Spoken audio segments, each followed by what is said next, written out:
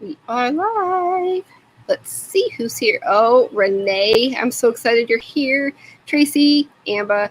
Hello.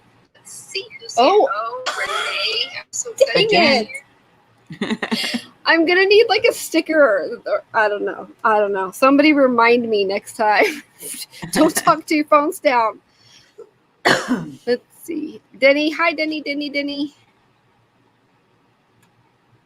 I almost sent her a message reminding by proxy. Hi, Stacy. Did we remind Mark? I don't know if he was. I know he's busy.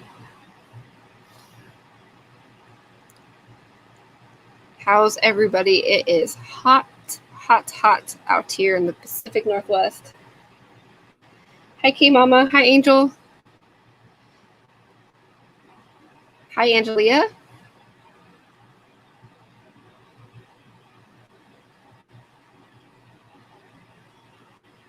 We haven't had rain. I don't even know how long now.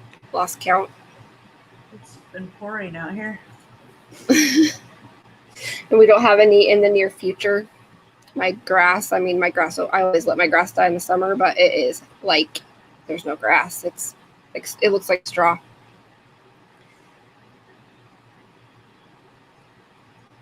How is everybody? I told Susan I might have to make it a fast one. I had to take Benadryl. I broke out in hives all over my neck and on my arm and on the side of my face. So we'll see how long I can make it. Raining everywhere but where it's supposed to rain. And I hate rain. I love summer. It's my favorite. But like we were talking about it last night, and we are just over the heat. My car is black, and every time I go to get in, like I just gags me. It's so hot.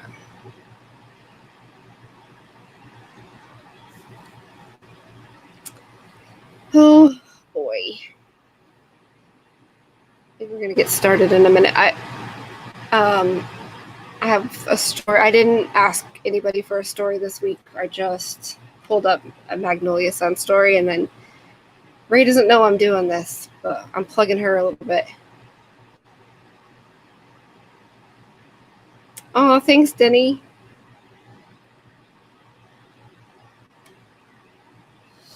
Okay, so I talk to Ray sometimes about Eminem. It's kind of how we commiserate over Christian and commonalities. But there's a story on Magnolia Sun that we kind of told, I think, a couple weeks ago about them going to the Eminem concert. And at the top, it said, "I am who I say I am." And I'll get there in just a second. But it says, one of the first concerts Christian and I attended was Eminem with Pitbull opening. That was before anyone knew who Pitbull was. I told Christian to not tell anyone I took him to see Eminem because I knew I would win the Terrible Mother of the Year award.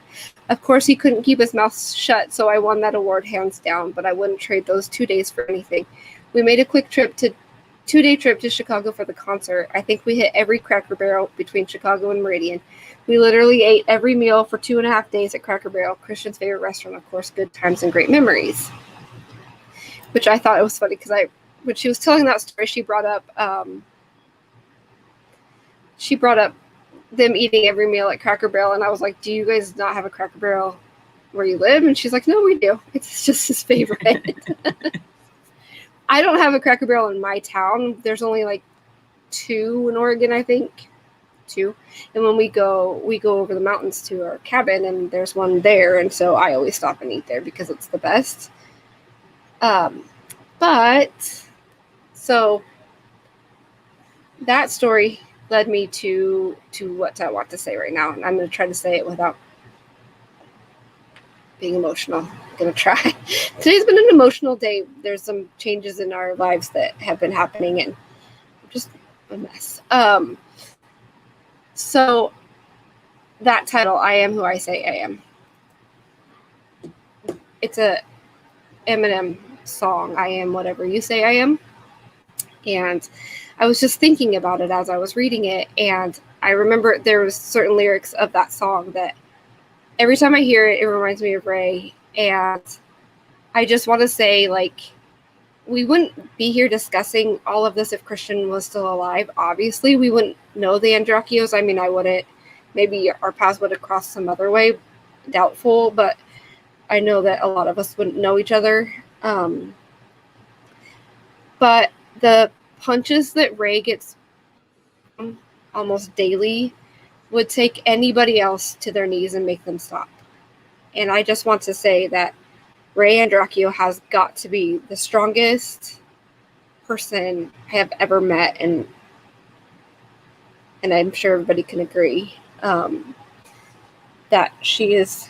I mean, she gets up every single day and keeps going for her son and for her other children and for her husband and for herself. And so here's the lyrics that stand out to me that I say is Ray. So it says, my tank is on empty, no patience is in me, and if you offend me, I'm lifting you 10 feet in the air. I don't care who was there and who saw me just jaw you. Go call you a lawyer, file you a lawsuit. I'll smile in the courtroom and buy you a wardrobe. I'm tired of all you. I don't mean to be mean, but that's all I can be. It's just me. And I just have to say, like, I have chills just reading that again. Like, it's perfect. There's nothing more fitting for such an incredible woman. She doesn't care what the other people say. She doesn't care, like, she's just going to keep fighting. She's just going to keep fighting, keep throwing those blows, and she'll throw one right back. And she does it with such class. People. Yeah. And she does it with such class and grace. She could be nasty. I would be nasty. I would be nasty. I would be nasty too. But she just doesn't. She doesn't. And you're right, Angela. She's strong because she's sure. That's why we keep going to, because we're sure.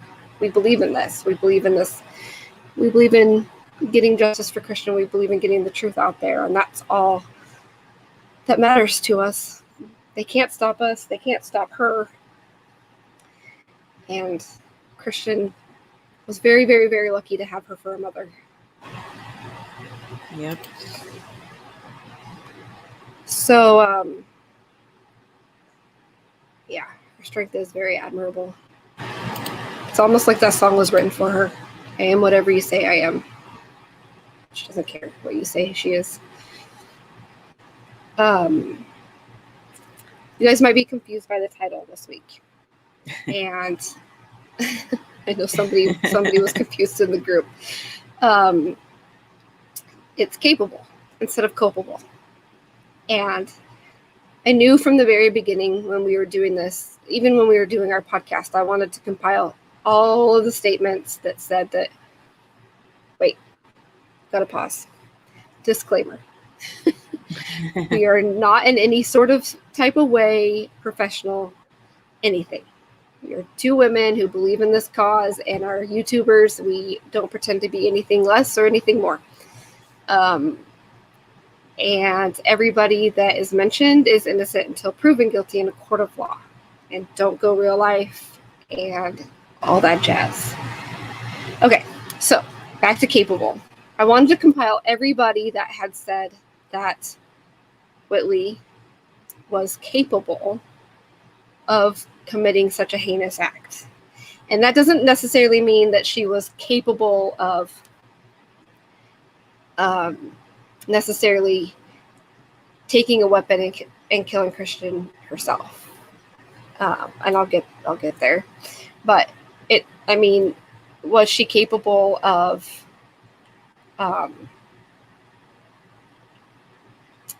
getting the pieces to fall in order for this to happen? We're about to hear what her friends and family have to say. Sorry, that's crooked, by the way. That's how that narrative was in the case file, and I did my best to straighten that out. Okay, so I've compiled a list of statements. And there's much more than this. There's audio and all of that, but I'm just going to go through these statements quickly. So from Jet, we have interview with Private Investigator Stubbs, and it goes as follows. Jet, he might be trying to cover up for her, feel sorry for her, but in this case, you can't feel sorry for nobody, I feel like. And let me back that up. This is part of the discussion that they were having in this interview was about Matt. And so then Stubbs says, I agreed. We caught her lying a lot, and it's making her look real bad. She is trying to pull all sorts of people to take the focus off of her. As far as her and Matt go, have they been seeing each other for a while? Or was she just a piece of tail or what? And Jet said, a week or two, but it wasn't much because she is also the jealous type girl too, and she has anger issues. So I could see her killing somebody, killing him, but I just don't get people who do that. And then Stubbs said, have you ever witnessed her acting aggressively, heard her say anything, did her demeanor or anything like that make you think anything strange about her, or anything strike you as eerie or out of place? Did any flags go up while you were with her that night? He said no. Jet said no, we weren't together that long, but I remember my girlfriend Chelsea telling me she lives out Dalewood. She would run away from home and steal her mom's pills and a bunch of shit, but I mean that could have something to do with it. So that's Jet.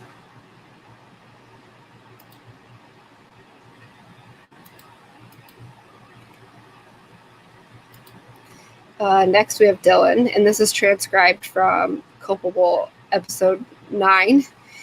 And Dylan says, it's just she had a bunch of problems, like she was really conniving, like she didn't care about him really, made a bunch of statements that made it obvious. Like she said, my boyfriend made $6,000 a month. What am I worried about? Like all she worried about was the dollar. That was all that mattered. Like I don't care what anybody says. Oh, she loved him. No, she didn't. The investigator says, no, we know that is all she cared about. And Dylan said she did not, meaning she did not care about Christian. Next, we have Dallas, who was Whitley's friend at the time, and this is her written statement at the police department. And she said, she was asked, how well do you know Whitley? And she said, which side of her? She has many. She is a compulsive liar. Are you willing to testify in court if this case has to go to court? She said, I wouldn't want to have to testify in court because I'm afraid of her and her family might do something to me because I live less than 2 miles from their house. Why do you not want to be named in this case? Because that I am scared. Do you think Whitley or her family is capable of doing something to you if they find out about this statement? I have no clue what to expect from her. Do you think Christian killed himself? No, Christian would never do something like that, and nobody would tell you the same. Do you think that Whitley had something to do with the death of Christian? Yes. From all the stories she told different people, and they are not all the same story. This is Matt, his interview at the police department as well. What kind of person is Whitley? She is a compulsive liar, cheater, and she is sneaky. Do you think Whitley or Dylan killed Christian? Yes. Why do you think Whitley or Dylan killed Christian? I think Christian was treating Whitley... This is a weird sentence, but I think Christian was treating Whitley about taking the car and stuff, and she snapped. I think Whitley knows more than she's telling. I don't think Dylan had anything to do with it. Also, I want to throw in here that when I was listening to the interview with Stubbs and DeBoard and Matt, the audio, there's a portion of it where Matt talks about Whitley and Christian going down to Bonita in the car because it was their special place, and Christian saying that he was going to kill himself, and that Whitley said, if you do it, don't shoot yourself in the face. I think that that's something that Whitley conveyed to Matt after the fact. This is Jordan, who was also a friend of Whitley's. This was in Brattu's narratives. I didn't get a chance to transcribe Jordan's interview, and it's long. So I used Brattu's narrative here. It says, on Thursday, February 18th, I met with Jordan. She said she was friends with Whitley and Dylan. She had known both of them for several years. She told me that Whitley had told her that Zach had asked Christian to front him $2,000 so they could buy some meth to resell. Christian had told him no, and both Whitley and Dylan were upset about it. Jordan also said that Whitley had been drunk and upset once and had told her and Michaela while she was freaking out that she had killed Christian. Whitley did not give any details other than that. Jordan said Whitley was psychotic and possibly thought she was going to get some insurance money from Christian's policy. She said Whitley was jealous of Christian's ex-girlfriend Avery and talked to Jordan a lot about Christian possibly getting back together with her. Jordan also said that she is friends with Matt, and he told her that Matt and Whitley had not been shooting guns the previous evening before the incident. I asked Jordan about Jet, and she said she really didn't know him, but knew he was married to Mackenzie and had moved to Tennessee. I asked Jordan why she had not come forward before now, and she said Todd and Ray had convinced her to come to the police with what she knew. Jordan said Whitley is currently living in Lauderdale at Houston's house, working for daycare in Clarksdale. So we know that the Jordan Edwards interview is up for debate because she recanted. However, the audio interview was with Andreacchio. This interview was with Detective Bratu. So is she taking it all back? Did she lie to a police officer? Yep. This next one is from Jacob and Christian's best friend. And then Bratu says, I asked him what he knew about Christian's death, and he said he had heard all the usual rumors that he was killed, but he didn't really know what to think. He said he doesn't believe that Christian killed himself. He wasn't the type, and had never mentioned suicide before. Jacob said he had talked to Christian the night before he died on the phone, and he said Christian had told him he was coming home to get his BMW back from Whitley and get her out of his apartment. I asked him what he knew about Whitley and Christian's relationship, and he said Whitley was young and always getting messed up, and Christian was trying to take care of her, but he had finally had enough. He said Christian and Whitley had been living together for about 2 months from what he knew, and Whitley was constantly partying and fooling around when Christian was gone on the boat. He also said Whitley's aunt was over there at the apartment all the time with Dylan. Jacob said he didn't know Jordan, but had seen her around Whitley a couple times. He hadn't heard of any reason for Christian's death or heard of any drug deals. He said Dylan was a small-time drug dealer and constantly trying to scam people. This is from Taylor, who was also one of Christian's very good friends, and Bratu asked, I asked Taylor if there was anything about this incident that struck him as strange, and he said he had never been friends with Dylan, but shortly after Christian's death, Dylan came to his house and was asking questions about what he had heard. What were the Andreacchio saying, and had Whitley tried to pin something on him? He said Dylan came by 2 or 3 times and would always work the conversation towards this. Why would Dylan care what Whitley was saying?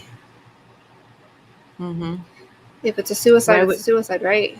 Why would he be worried she was going to try to pin anything on him? Yeah. What's to pin on him? Yeah. This is from Narrative 44 with Detective Bratu. And it says, one of Whitley's friends told investigators that Whitley and Dylan had wanted the victim to front $2,500 for a meth buy. Victim had refused to do so. This is from Chelsea, who was Jet's girlfriend at the time. I asked her if she knew Christian Andreacchio, and she said she had. I also asked her about Matt and Jet and Whitley, and she knew all 3 of them. I asked her if she had been out shooting guns with them the night before Christian's death, and she said no. She said they were all together at the house, and Jet had told her they were going to ride 4-wheelers or shoot guns, and asked her if she wanted to go, and she said no, she wanted to go to bed. She said after Christian's death, Jet had told her they had gone to shoot guns. She didn't remember if he said Whitley had shot a gun or not. She did say she felt there was something going on between Jet and Matt, and they told different stories.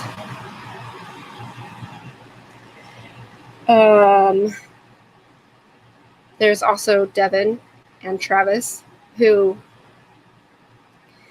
felt that Whitley had some sort of responsibility in Christian's death. And there's also a family member, and I'm not going to name names, a family member of Whitley's that has reached out and asked to stay off record, and that family member also believes, well, they believe that Whitley killed Christian. So. And all of these statements happened before, well, not all of them, because some were culpable, right? But the majority the only of them ones happened. That were after culpable were Travis and Devin, and I didn't read their statements. Right, so all of these people weren't lying for anything. It wasn't a big, huge public case. So they all said I what read they felt.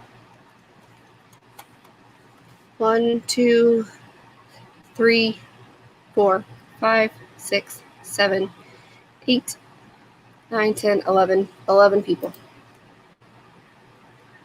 It's a lot.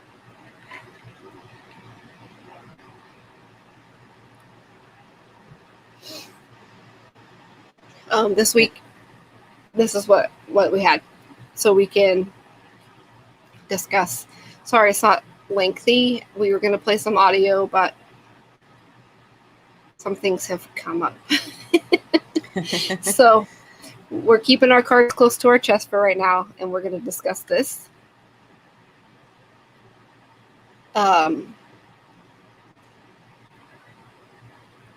Anybody want to come up and discuss?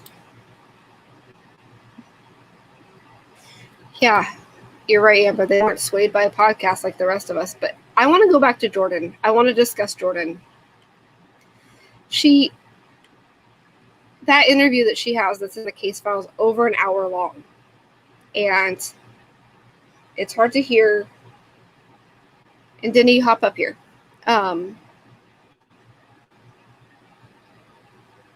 Sorry, big yikes. It's not too often that the family of an innocent person says they think they're guilty, right? Right. And I'm trying to figure out how much I can say here. About the family member? Yeah. Let me text you really quick. Sorry, guys. I'm not trying to be... I don't want to lose this person's respect and trust.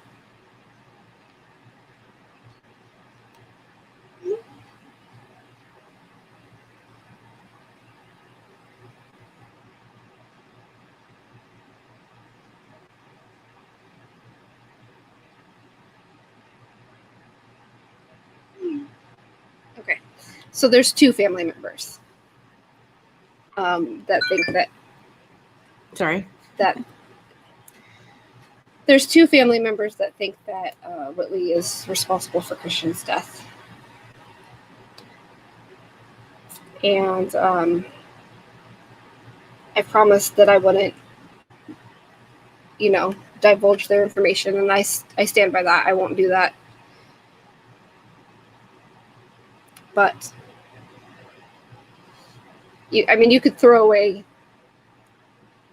every friend, right? Two family members. Well, and also her friends were scared of her. Right. And her family. Her friends were scared of her and her family. Yeah. So which family member are they afraid of? I feel bad for Dallas, honestly. I do and too. Jordan, obviously. They got to Jordan. Well, yeah. I mean, in Jordan's recant video, she looked pretty scared and coached. Okay, let's just throw out Jordan's recant video. Let's throw away her audio recording with the Andreacchios that was handed over to Bratu. Throw those away. Bratu interviewed her. That's what I read. I didn't take anything from that audio. I didn't take anything from anything other than Bratu's interview with her. So did she walk into the police department? Let me double check something. I'm all pointy today. Let me double check this, because I want to say that Bratu talked to her before he even got that recording from the Andreacchios. Well, that would also be handy dandy notebook. It would be a perfect time for her to be like, I told them all this, but it's not true, and she could have recanted then if it wasn't true. She doubled down.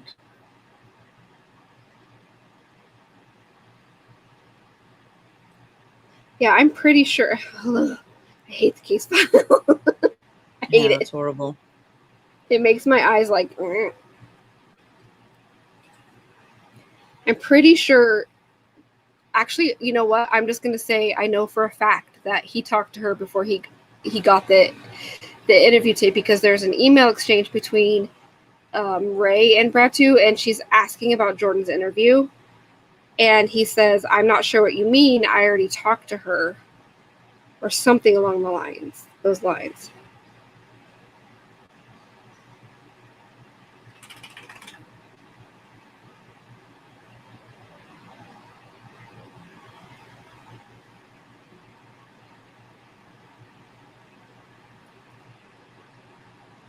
Exactly, Julie.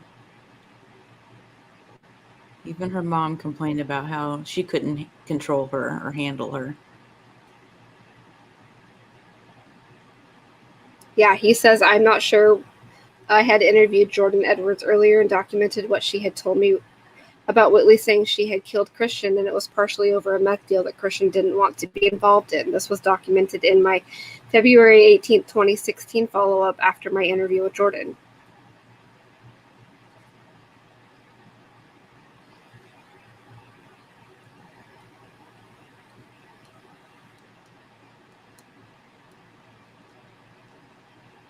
So Jordan talked to Bratu before he had even heard the interview, the recording.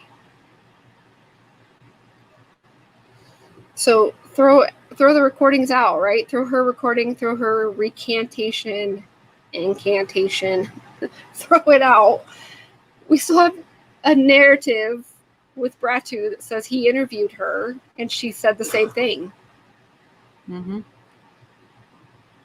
And I'm sure he didn't know about the interview, so he had nothing to base anything off of other than what she was telling him. And Renee's right. She said, remember Frankie spoke with Jordan and he said he would give her help making the video. He actually insisted. It's because anybody comes forward and they're automatically railroaded and told to stop talking. Mm-hmm. I mean, we just talked about this. We know that too because we know people that won't talk because they've been threatened, harassed and bullied and threatened. I mean, they're going after sleuthers. I mean, we saw that from the gal last week. Right, but I mean, that's why they hate us so much, is because they haven't been able to change our minds. And they can't get to us. Right, Julie. Everybody thought she was a handful.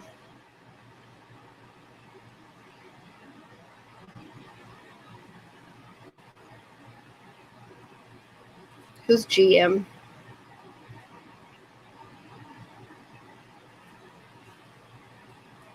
Gail Mills. Oh, Jeez, yeah. I can't speak. Yeah.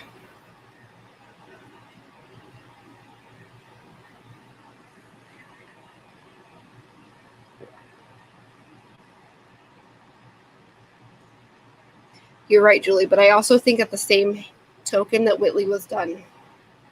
If you go back through the text messages, she's like setting herself up to be done. And I think that, and this is just my theory, sue me if you must, I think that she was setting up, when she was with Matt and Jet and all of them, I think she was setting up for them to be angry with Christian. Yep, 100%.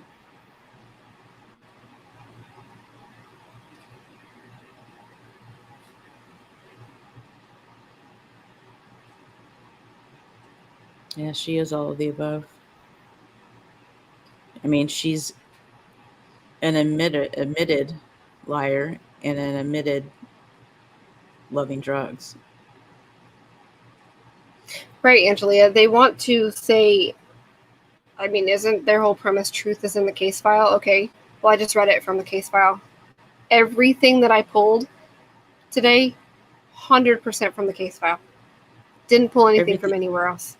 Everything every week we pull from the case file. I don't think there's been anything that we haven't gotten directly from the case file.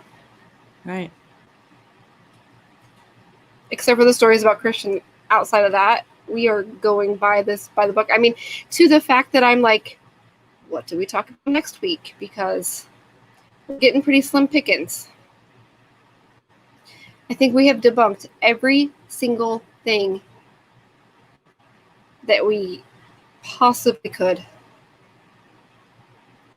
And we're not experts, but we're using their case file to fight fire. Right. She was just using that she got a car, a place to live. She was 17 and she was living the life. I mean, she didn't have a parent to punish her or hover. She had a dog. She didn't have to go to school. She didn't have to make money. She had a boyfriend that was gone more than he was home, and he was footing the bill. She had it made. But at the same time, I think that she was done because he wanted her to do better, and she wasn't okay with that. She didn't want to do it. I mean, look where she has been the last year. We know she didn't want to do better. There was nothing. Right. Immediately after Christian was murdered, she was out partying. She didn't want to ever do better. Nope. And it was too much pressure for her because she knew he wasn't going to stop. He wanted better.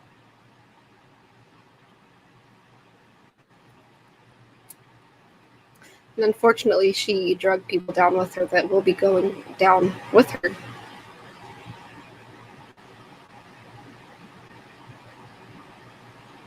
For what? Odasaki's beer? Yep.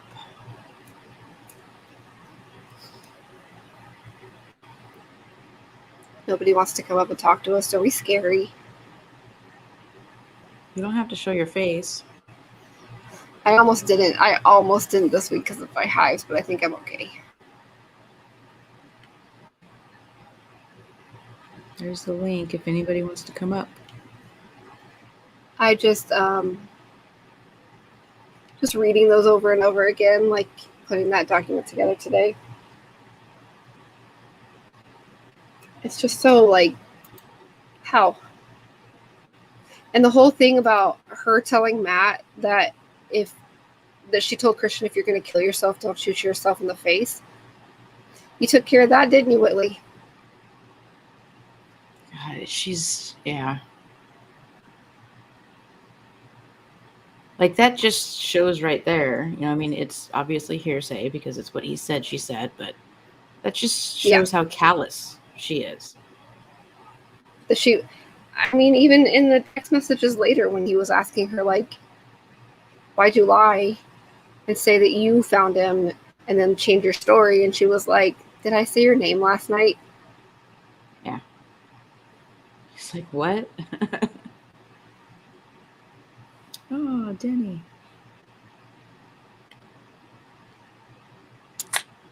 Hey, girlfriend. Hey, how are you? Good. This is such a great topic, and I'm so glad that you're talking about it right now. Let me get Just want to ask something really quick and just give me a yes or no. Are you okay? Yeah, I was going to ask that too. Okay. Yes. Okay. Very much so. Thank you. It was a scary night last night, but I made it. Good. Next time, call us. We can't do anything but call us. I'll let you know. Susan's closer than me, but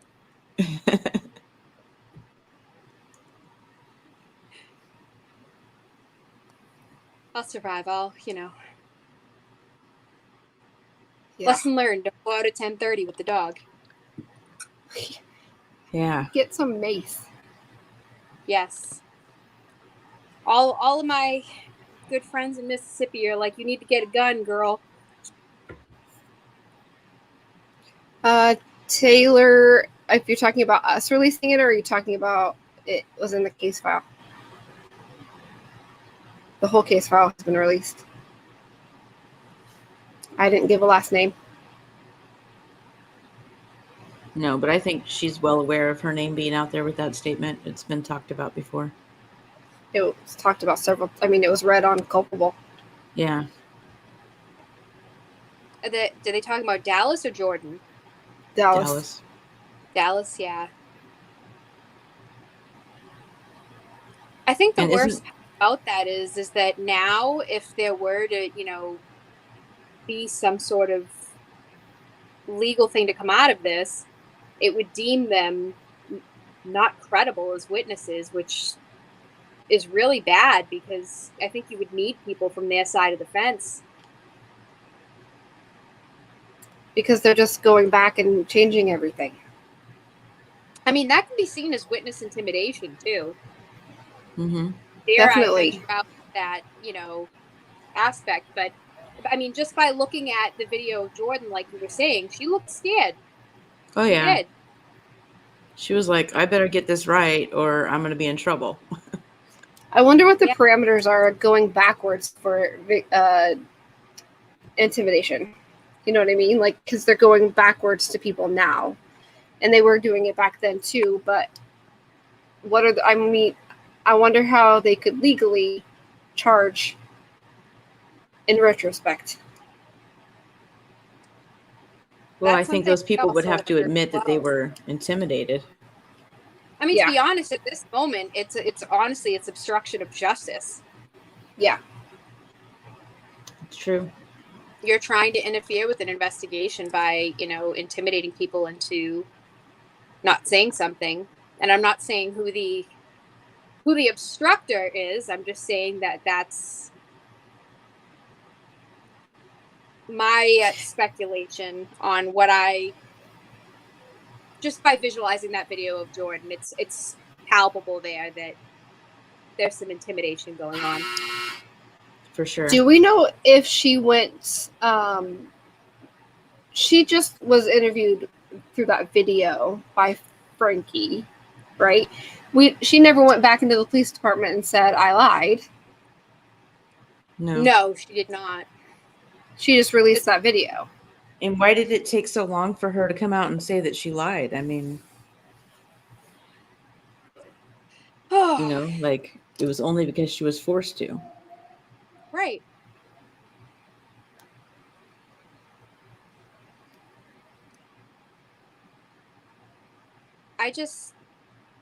You see people come out and say things, especially where I believe it wasn't it Dallas who we were just talking about, who said, which side of her, there's many.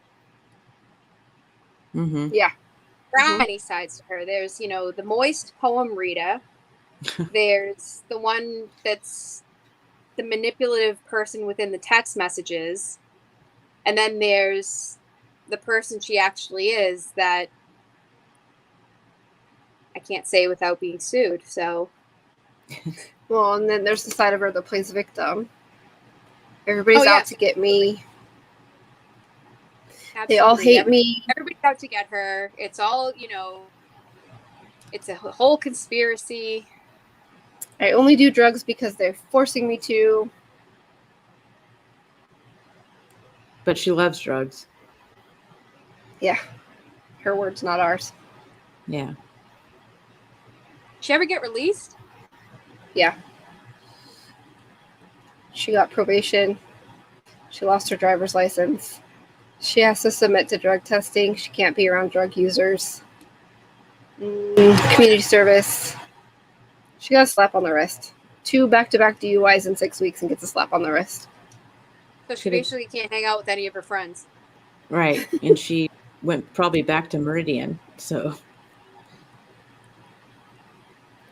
I think sleuthy by proxy, I think that was all one and the same. I could be wrong. Somebody clear that up. But I think that was all, the weed and the payoff was all at the same time. At the same time as far as I know, recanted. That was the first time I had heard of it. Yeah. Right.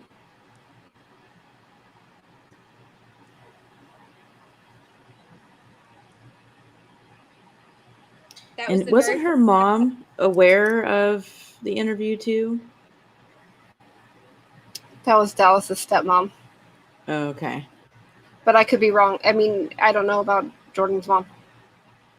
Because I thought Jordan's mom was with her when she went to Brad too. I could be wrong though. That was Dallas's mom. Well, I know that she's interviewed too. Yeah, I know that she's still Justice for Christian too. Yeah. She's never wavered. I think the Her one free thing people forget therapist. too is capable of anything. What? I think the one thing people forget is that anybody's capable of anything. Yeah. And saying somebody's capable doesn't mean they pull the trigger. Exactly. It just means that they're capable of either manipulating someone who could, Mm-hmm. or Getting the being right people in the right spot. Yep. I mean, she knows how to manipulate people. Oh yeah. She knew how to manipulate Christian. So Yeah. I told you guys last week that I've been listening to Court Junkie, and a case that I was listening to last night was about a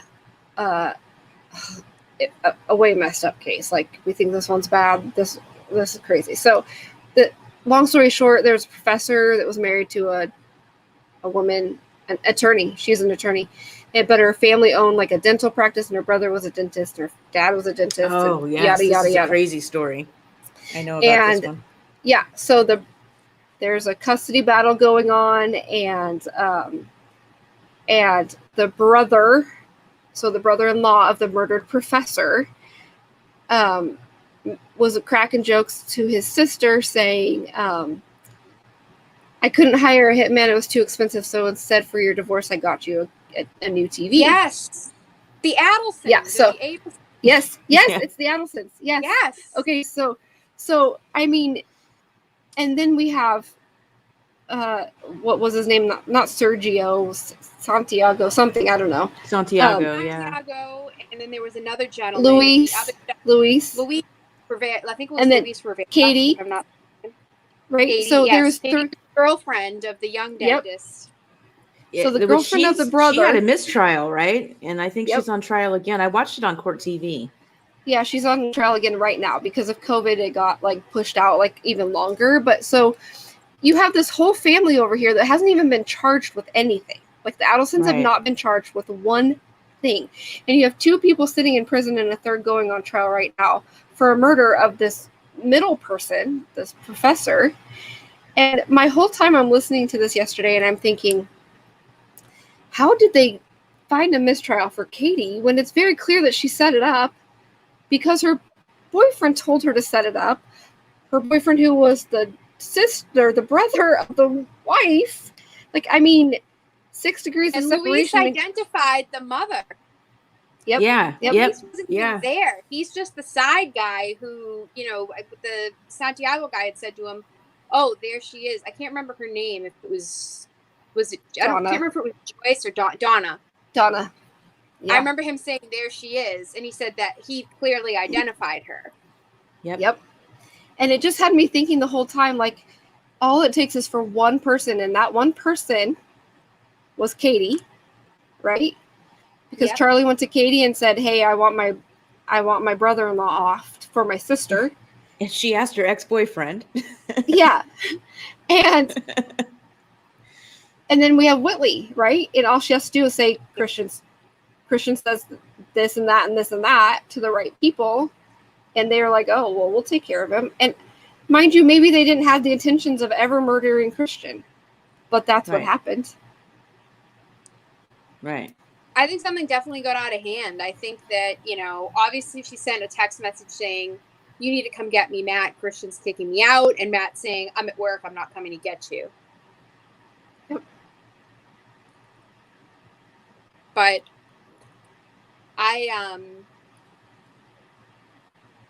I think that there was definitely some text messages that were suspect from that phone, from Christian's phone, to not only Matt in that scenario, because that did come from... That came from her burner phone. Yeah, that came from her burner phone, but there was another message that she sent to Matt from Christian's phone that was like, "Hey, want to hang out?" And it was shortly after what we believe the time of death to be. And it's like, are you out of your mind? Like, what is wrong with you that you would text your, side guy from your deceased boyfriend's phone, who is the love of your life, according to your police statement? Mm-hmm. And I was thinking today, as I was going through the DeBoard and Stubbs interviews with Matt, They set that up. They set that up for Matt to go out and put it out to the public that Christian was coming home to kill him and Whitley. I don't think they intentionally did that. They were trying to, like, that police tactic where they'll question someone and be like, so yada, yada, yada happened, right? And you went da, da, da, da, and then that person's like, oh, yeah, that's how it happened. Exactly. That's what they were trying to... Sorry, just like with Chris Watts when they said, oh, Shanann did it, right? And then that's when he came up with the story, oh, she did it, and then I killed her for doing it. Yeah, they give them something and that they can run with. Right. And so for years, we didn't hear anything. And then all of a sudden, that other creator comes out and starts making videos. And all of a sudden, it's back to, oh, well, Christian was going home to kill Matt and Whitley and then kill himself. Well, where'd you get that from? The case file. Yeah, they fed him an alibi, and I don't think that was ever their intentions. I think that they were trying to pull from him, like, she's gonna flip, and they kept saying things like, she's gonna flip on you, dude. Like, she's gonna flip, and then showing the text messages about the herp, like trying to get him angry. Huh? Is this the D word? D word. Is that who we're discussing? Matt. Oh, I thought you were talking about Dylan, because wasn't he on there with him? No, like Stubbs and DeBoer were interviewing Matt, and they were like, well, she's gonna flip on you, dude, and she's gonna say that you guys were waiting in the apartment, and when Christian got home, you ambushed him because he was mad and he was gonna come kill Matt first, and da da da da. Like, they were just leading him down this path to say this stuff. And they even were like, then they tried to, like, rile him up and were like, well, we need you to read this. And that's when they showed him the text messages where Whitley had an STD and didn't tell him. And so, like, they were trying to amp him up and get him mad so that he would flip on her.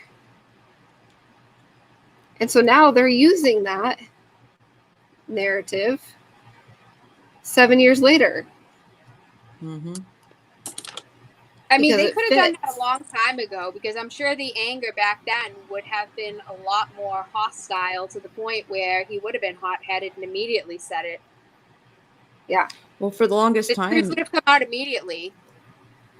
But for the longest time, Matt was justice for Christian. So he obviously never thought that Christian was coming home to kill him.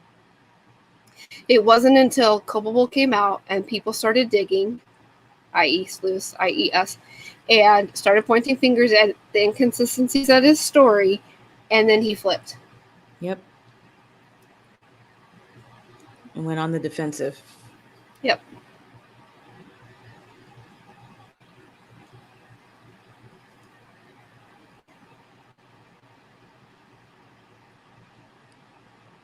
It's very interesting to me how there's so many different people flipping and kind of going back and forth with their stories, and so many inconsistencies, but why isn't that being questioned? Nothing's it's similar to how we were talking about if you ask anybody from the Goon Squad, they'll tell you they aren't flipping, they aren't changing stories, they're consistent. They're not. Oh, yeah, the Goon Squad knows how to be consistent. They should really look that up in the dictionary. Right. Sleuthy by proxy, yes, he did say that. They're trying to pin it on the Miller boys. So was it they were trying to pin it on the Miller boys, or was Christian going to kill him? Which he didn't think that was the case for 7 years. He was justice for Christian for 7 years. He was. No, I don't think so. Yeah. I don't think Matt flipped because Jet's butt was on the line, Stacy. He didn't even, when he first started throwing his fit back in 2018, he didn't even mention his cousin. No, it's because the spotlight was on him. That the Matt's butt was on the line. Yeah, Jet was the one that was upset. Jet, who tweeted the day after those lyrics from that Tupac song, "Is life worth living? Should I blast myself?" Classy. Mm-hmm. Yeah. Yeah. No one posts song lyrics for no reason. There's always a reason. Exactly. There's always a reason. There's always a connection, and typically it's emotional. Yep. And that was a personal. I actually still have that screenshot. I dug through his tweets a little while ago. It's all a bunch of song lyrics, so he's All just one of those people that's lyrics and bombs, because he's apparently thinks he's allowed to use that word. classy. Yeah, he's stay classy, San Diego. That's how I feel about him. And what do you, sleuth by proxy? What are you saying that Dylan used that word too? What word are you referring to? The word, they all use it.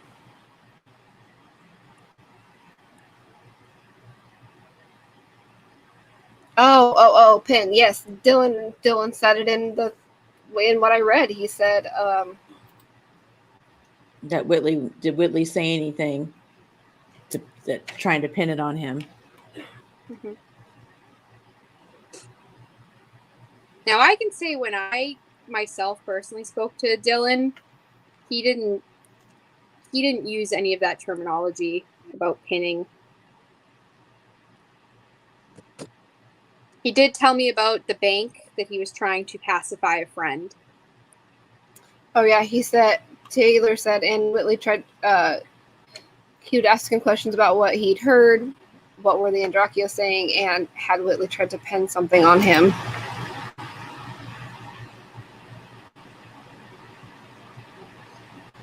Where'd she go?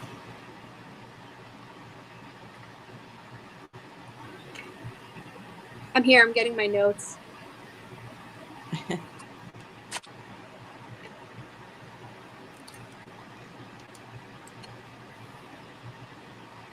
He did also. Dylan. Go Dylan, ahead. Dylan. That's such a lie about I was trying to pacify a friend, because one, you don't even have to go do it. He could have just lied and said he did. And two, why would he wait until after he was already in the bank to send a text saying, "Hey boss, I'm here. You want me to do this?" Like, right. That's stupid. He could have just lied and said, "Yeah, I went there, whatever." He just lied. Just another lie. He wasn't trying to pacify a friend. Pacifying a friend would be like, "Yeah, sure, no problem," and drive straight to Chick-fil-A, right, and doodle around at AT&T, and then go back to the apartment and say, "Sorry, bud, they wouldn't let me do it." Well, and AT&T never happened. That was a lie too, because there was one, not enough time, and two, he comes out and says it was a battery. So I mean, the whole phone thing was a lie. Everything, everything that they ever said was a lie.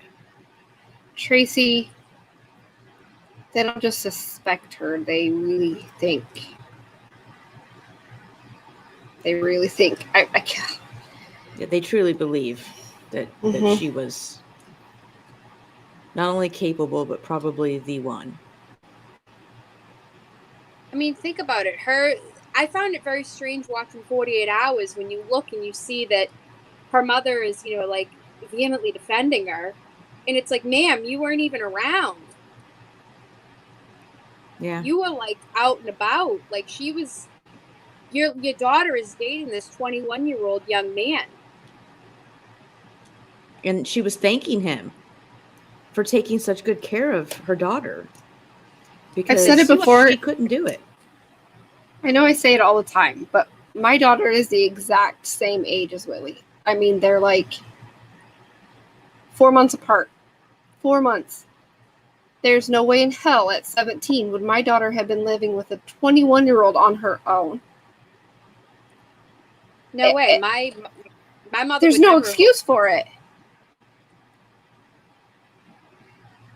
It is your responsibility to make sure that your child is behaving and doing the things that they're supposed to be doing at all times. Until they turn 18, they are your responsibility. There's no excuse for it. You can't handle your kid, then you put them in juvenile hall. You send them to boarding school. You don't pawn them off on a boyfriend. If she had gone to juvenile hall, I wonder if this ever would have happened. And I think that if she had gone to juvenile hall, I think Christian would still be alive today. I agree. If her mother would have held her responsible and accountable for all of her actions, Christian would be alive today. And instead of just saying, I have other kids I have to take care of. I can't handle her. You do it.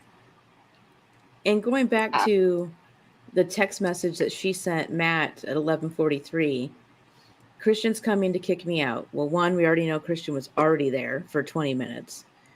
And two, which is it? Was he suicidal or was he there to kick you out? Out of your own mouth, in a text, you're saying that he was there to kick you out. Yep.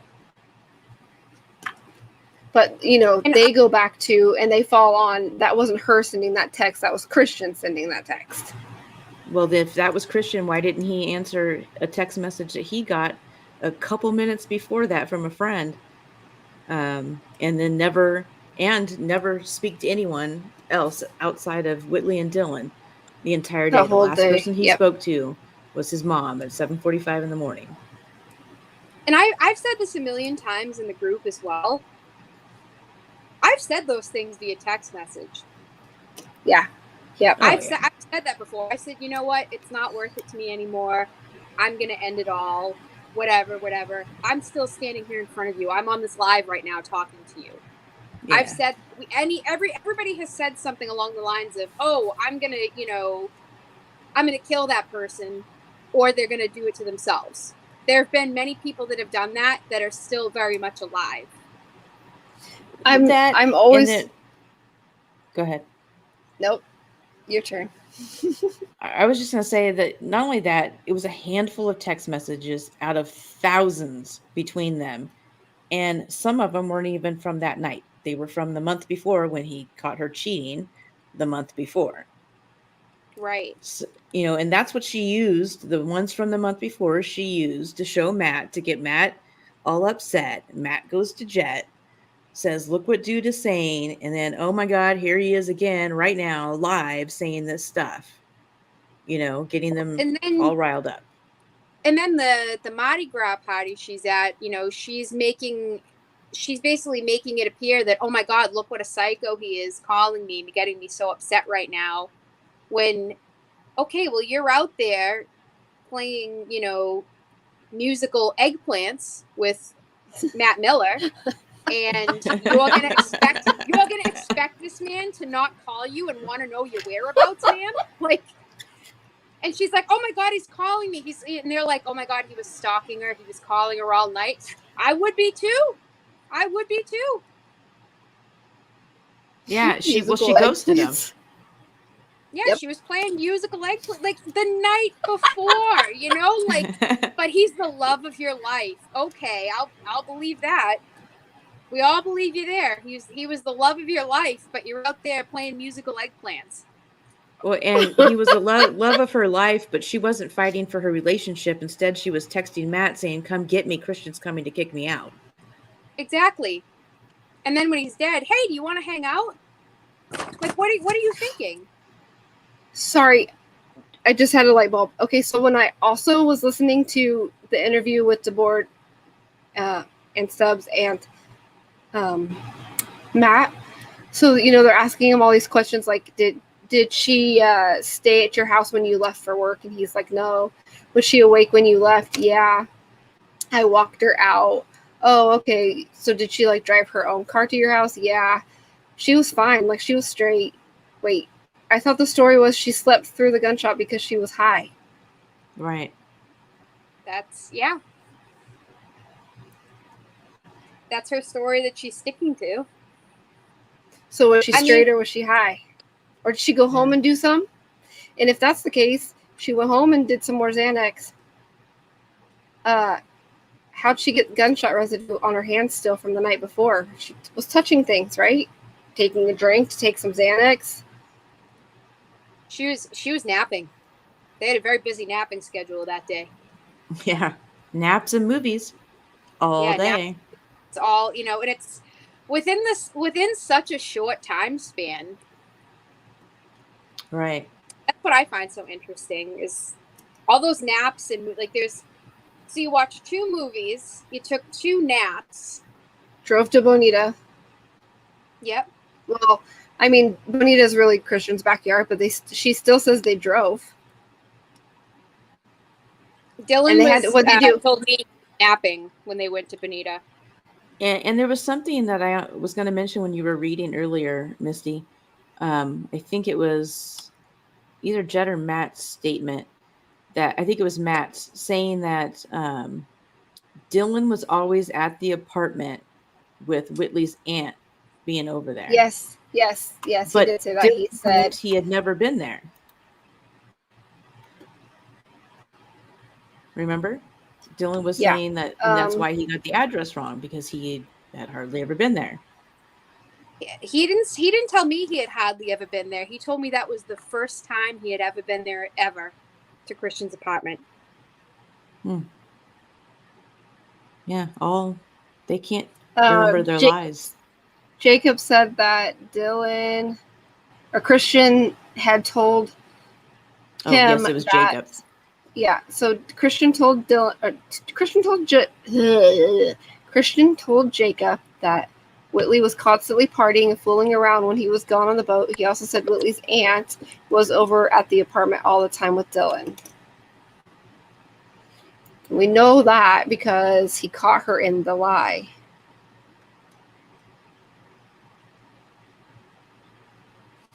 No, sleuthy by proxy. He drove her to her car the night before when she had left it at like the Shell station. And then remember, she followed him back to his house. And it wasn't her car, it was Christian's car. She didn't have a car. Is it true that Jet Miller's grandmother's property backs up to Bonita Lakes? From my understanding, yes. Really? Are we talking about...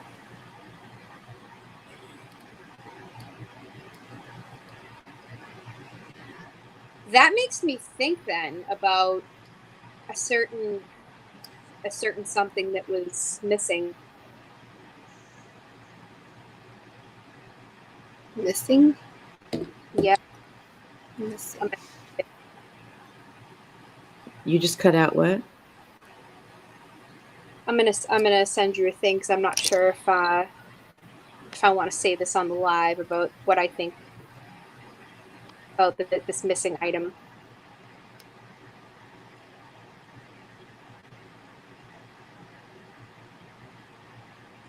Mama 6, as far as Matt's work, I don't think it was ever verified by law enforcement.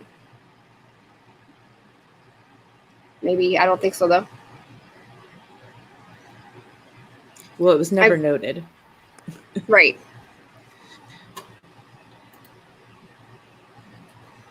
Oh, you can say that. Unless you don't want to. Well, no, I was just thinking that because the fact that if now knowing that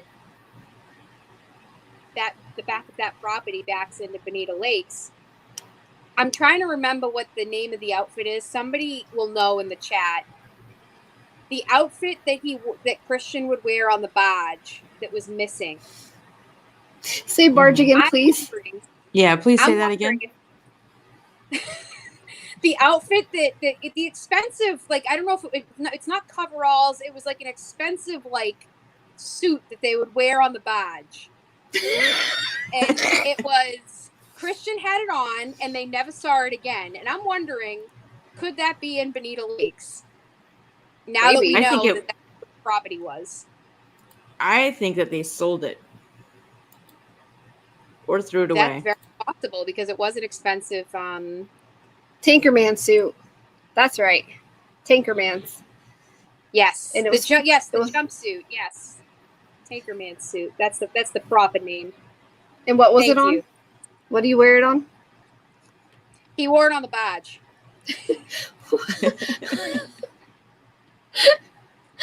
What do you drive? A car.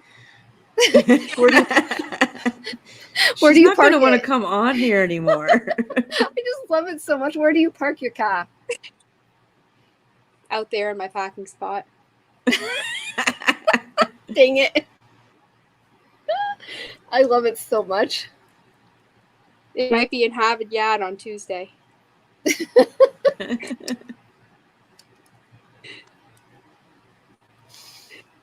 Do people I knew just stare someone at you? knew what it was called. I knew it was that suit because I had a conversation with Ray about that, and I said, well, he said he just, Dylan allegedly told him that he just kicked it off and just kept walking with it, and like it was never seen again. And it's a suit that is very expensive that nobody would just, he would have been responsible for that if his plan, like we know, was to kick her out and come back. Why would he just be kicking off the suit from the barge and then just leaving it there? That's just absurd to me. Right. Didn't happen. It didn't happen. It didn't happen that way at all. But he wanted to disconnect himself from that by claiming he threw it off before he even gotten in my car. So Dylan probably sold it. I agree, Scrambled Minded. It's always seemed like an important clue to me too. Like the way Dylan describes him, like he came down the hill and he like threw it off. Like was he like throwing his clothes off as he was running? Like why? Why wouldn't he just get in the car with it on? Yeah, Or I would think that stand right outside the car, take it off, and throw it in the back. He planned on going back to work. Especially if he planned on going back to work, I would think he would leave it on the boat. Yeah. Right. That's another good point. Too many details. And then when you go back to Dylan's statement, when they start asking him, like he gives a verbal statement, right? So he's talking blah blah blah blah blah blah blah blah, all this word vomit, da da da da, all these details, da da da, blue jumpsuit, da da da da da, and then when they ask him a question, I don't remember. Mm-hmm. I think there was a lot of things that Dylan said to me that I won't say on here because I told him that I would not, just because I think it's important to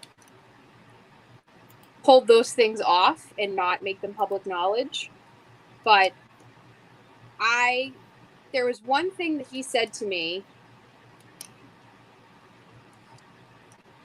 about what was it? Let me look at my notebook again. Oh, this is the one thing that really stuck out to me. We were told that him and Whitley were not welcome at the services. He told me he was at the services with Dallas Steele. Well, I believe that he did show up and was told that he wasn't welcome. I believe. Oh yeah, because remember, Pam told everybody later that he was there and that she knows he was there and he stayed the whole time and blah blah blah blah. That's exactly what he said to me. Does he think that people aren't going to be like, no? I don't think he realizes the ramifications of saying that, because there's a lot of people that were there that obviously would have either seen him or not seen him. They have no reason to lie about kicking him out. What good does that do them? That doesn't get them anywhere. Say, you're not welcome. You aren't welcome to walk in here. Yeah, Dylan's truck caught on fire, but he rebuilt it and sold it. It's just the engine. Boy, he's something, isn't he? Remember, that's how he had GSR in his hands, because he's a mechanic. Yeah, even though he slept all that day and didn't do anything with the vehicle. So how did he eat his Chick-fil-A? While he was napping and watching a movie. Did he have cast stuff all over his hands and he was eating his Chick-fil-A? He ate it subliminally. Does nobody in this town wash their hands? Whitley's out shooting guns the night before, doesn't shower, doesn't do anything, doesn't wash her hands. This one's out here, you know, he's a mechanic, he's working on cars, he's a magician with a phone all around, just jack of all trades, master of none. He fixed it with both hands. I don't understand it. I don't understand the thought process behind any of these, you know, fantastic tales. I don't think I will ever in my entire life, like 20 years from now when they're in jail and everything's settled and the dust is settled, I will lay in bed probably. I'll be 64 years old and I'll be crying laughing at somebody saying that Christian shot himself with both hands. Yeah. That to me is, I mean, especially when you think about the angling of it and you think about how impossible Dennis it is. tried from that angle and said this was just the most uncomfortable way. With one hand. With one hand. Not two. It's uncomfortable for a female to do it because we've all tried it. And we have boobies. Well, it's uncomfortable because our arms, but he had muscles. It would be even more uncomfortable. There's no way he could get his arm in that position. And you wouldn't. No, you're going to be super relaxed. Right. We've seen it. We saw it on this. Yeah. We saw it on the Cerna video. There was no tightness. There was no holding it firmly against your head and shaking your hand and like, you know. And it's going to go at an upward angle, not a downward angle. There's no deviation though, Susan. There's none. There is. It was straight through and through. I've got the styrofoam head to prove it. I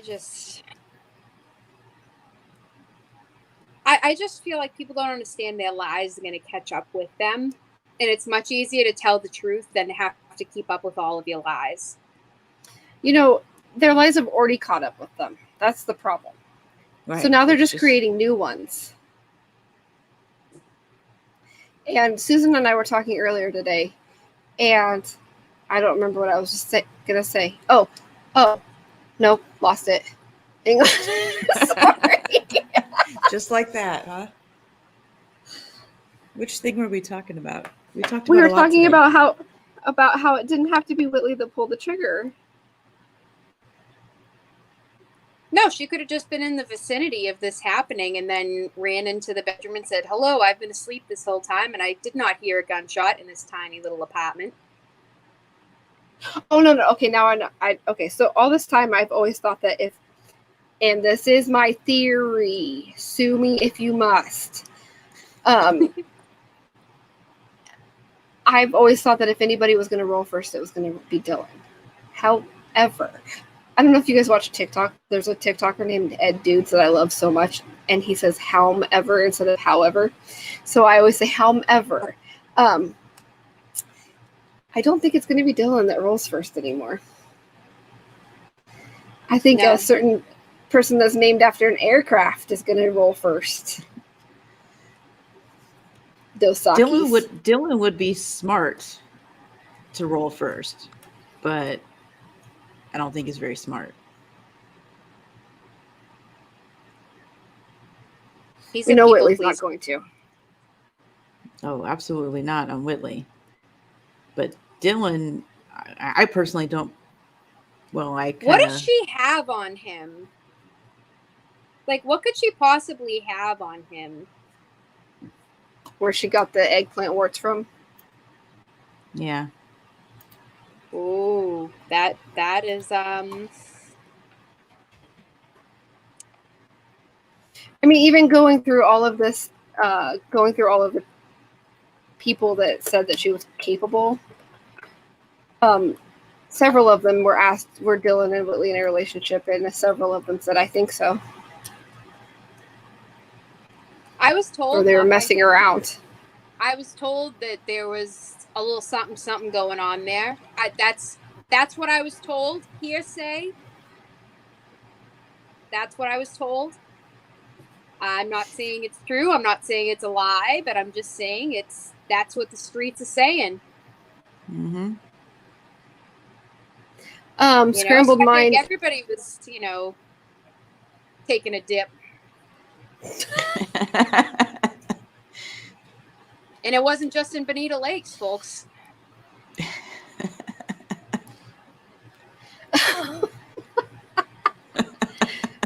Sue Denny, if you must. Sue me if you Scrambled- must. That's speculation. Scrambled Mind said, tell me how the AG can refuse to investigate based on conflict of interest. Somebody has to be able to do this role. It shouldn't have to be begged or forced. Conflict of interest because of what? Bilbo. But the AGO. Oh, I forgot he works there now. Never mind, forget Yeah. me. That's their conflict of interest because he works there. So are we saying when we were talking about the AGO, we're talking about the current AGO, or we're talking about Jim Hood? The Well, current. either one. The whole office. Yeah. Yeah. There's well, I guess I would say the current because they're the ones that are now saying it's conflict of interest. And they don't want to cover it. They don't want to do it. See, Scrambled Mind, Julie, I don't think Christian's dead for booty. I think Christian's dead because people got hyped up thinking that Christian was coming after them. That's my own opinion. That's my own personal opinion. Sue Denny, if you must. However, I think that she hyped him up and said, he's coming for Matt. He's coming for Matt. Right, because he said that text about I'll kill him and make you watch, blah, blah, blah, a month before, correct? Yeah. Yeah. So she was showing him that, like, look what he's going to come and do. And, now he's mad and he's coming home. And she definitely used those texts. Like you said, she was already trying to make her move on to the next person. And everything just tumbled on her and went out of control. She riled up the wrong people. 17-year-old mindset in that learning how to manipulate men at such a young age came in handy. Yep. Scrambled Mind said that's why Dylan won't roll. And I just had a thought. When Dylan was on that other creator's channel and he was talking in the comment section and he was talking on her lives and anybody would mention Whitley, he would be like, Whitley's fine, she's great, she's doing good, blah, blah, blah, blah. I mean, just covering for her. I'm not necessarily covering for her, but like taking up for her. Yeah. And I mean, meanwhile, she's out getting multiple DUIs and crashing her car into gas station parking lots and laying in the wrong seat and saying that she had to take fentanyl because she was high on meth. Is that how you define doing great? Yeah. So he's saying those things. And I'm wondering, okay, what part of that is great? And then I realized something. Whitley and Jet are the ones that entered into that defamation suit against the Andreacchios, against Culpable, against Sheila, against Without Warning, against, I think that's it. But why did they leave Dylan out? And Dylan still takes up for Whitley. Right. Like, why did they leave Dylan out? I think Dylan left himself out. He didn't say that to me, but because I never asked that question. But I think that, like you said, there's something that she has on him, and there's something that I think, obviously, she thought that her and Jet could accomplish or get, and I think that, like you were saying, how you thought that Dylan was the one who would roll first or be the weaker link. I think they saw him as a weaker link, and they thought that they could just get this $47 million and be rolling in dough. But you have to answer the interrogatory questions, and you can't even answer that. You can't provide Well, any of that information. And this is your defamation lawsuit. I don't even think Whitley and Jet were really behind the lawsuit anyways. I think that True. all came from some parents. Okay, so if And that's the case, then why was Pam left out? Because they were afraid right. of what Dylan would say? Because Dylan is currently the most clear-minded? Right. Yeah, he still had his trouble recently, but for sure, out of the three, he's the most clear-minded. In my opinion, and this is my speculation, again, sue me folks if you must, I am not 100% sure that he was fully involved. I'm not 100% sold on that theory. I believe he was there. I believe he knows what happened. And I looked him in the eye and said this. I believe he knew what happened. But I don't think that he was an official trigger puller. No, he wasn't. Nobody will ever convince me that he pulled the trigger. And I'm still not really convinced he was actually there when it happened. I'm a little borderline because of now knowing what time Christian got there a little bit earlier. He would have had to have walked in and walked right out, though. Well, I mean, he practically did. What time did he leave? Like 11:50 or something like that. I mean, so he was there for like 30 minutes. But I don't think he, wasn't, and he was there or he knew, but I don't think he pulled the trigger. I think he was but he was used. He was sent to the bank. He was the alibi. Right. He was sent to the bank. And then it was like, well, dude, you're the one that tried to take money out. So you kind of have to help us with all this. And then he became the cleanup guy. And he was used. He's the fixer. He set the story, and that's why his story's 2 pages deep. Right. But then when you get down to the detective. It still troubles me to this day that they were only questioned and not interrogated. I still find that to be the most egregious mistake.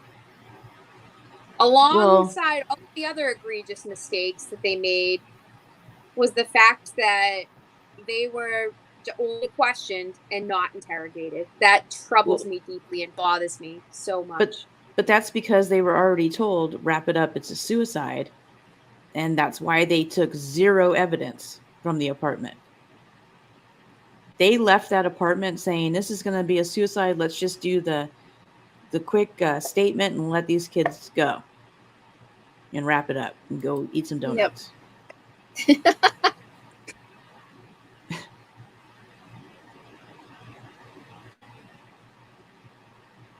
I have to say, though, and I know I've probably said this to both of you, but once everything kind of went to high hell with Arrington and the embezzlement and all of that, and then all of a sudden the narrative was changed in July of 2020, it brought me back to an episode of Without Warning where he's talking to Mark and he's saying to Mark, if a murder happened, show me that it happened. And at the time I was like, you're so arrogant. Like, you're sitting here, acting like, well, you need to show me because I'm, the captain of investigations.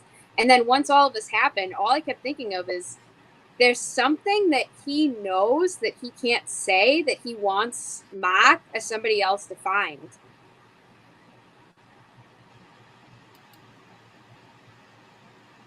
That's one of my biggest theories, because I thought that was such an arrogant statement at the time when I first heard that episode. Wait, who are you talking about? There was a recorded phone call episode of Without Warning with both Mark and Arrington. Oh, and Arrington was saying that?